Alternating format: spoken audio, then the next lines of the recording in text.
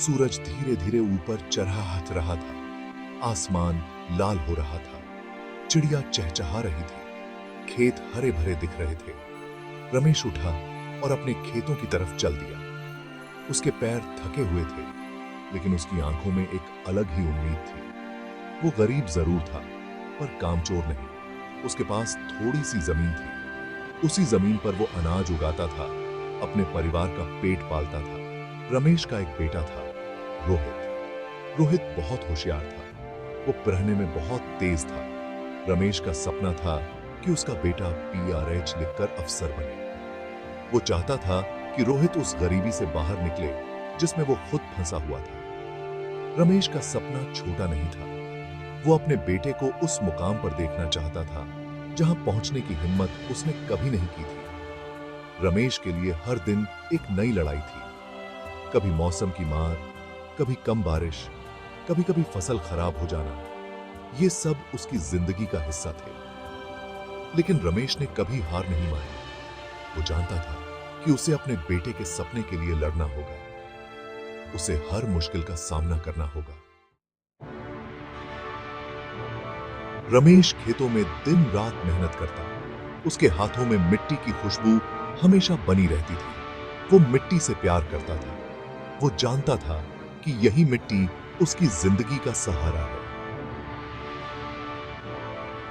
इसी मिट्टी ने उसे पाला पोसा है, और इसी मिट्टी के दम पर वो अपने बेटे को पढ़ा लिखा रहा था। गांव के लोग रमेश का आदर करते थे। वे जानते थे कि रमेश कितना मेहनती है। वे उसकी ईमानदारी की तारीफ करते थे, लेकिन वे यह भी जानते थे कि रमेश गरीब है।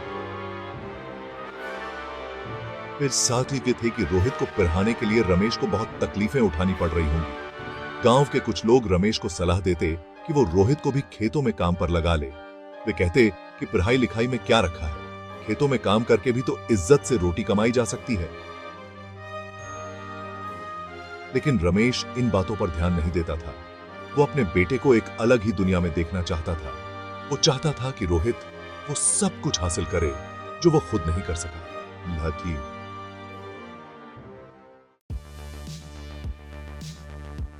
रोहित अपने पिता की मेहनत और त्याग को समझता था। वो जानता था कि उसके पिता उसके लिए कितनी कुर्बानियां दे रहे हैं। वो पढ़ाई में बहुत मन लगाता था। वो अपने स्कूल में हमेशा सबसे आगे रहता था। उसके शिक्षक भी उसकी तारीफ करते थे। वे कहते थे कि रोहित बहुत ही तेज है। रोहित को किताबें पढ़ने का बहुत शौक था। वो गांव की लाइब्रेरी में जाकर घंटों किताबें पढ़ता रहता था। उसे इतिहास, भूगोल, विज्ञान सभी विषयों में रुचि थी।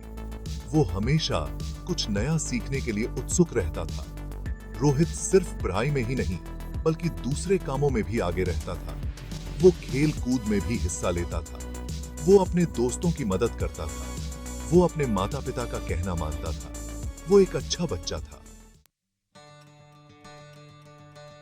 रोहित की पढ़ाई आगे बढ़ती रही। वो गांव के स्कूल से पास होकर शहर के एक अच्छे स्कूल में दाखिला लेने में कामयाब रहा। लेकिन शहर की पढ़ाई महंगी थी। रमेश के लिए इतने पैसे जुटा पाना मुश्किल था। रमेश ने हिम्मत नहीं हारी।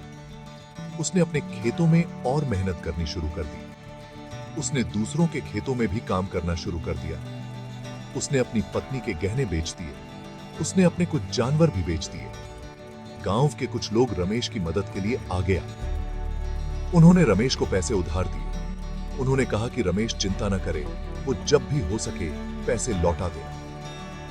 रमेश उनकी दरियादिली से बहुत खुश हुआ।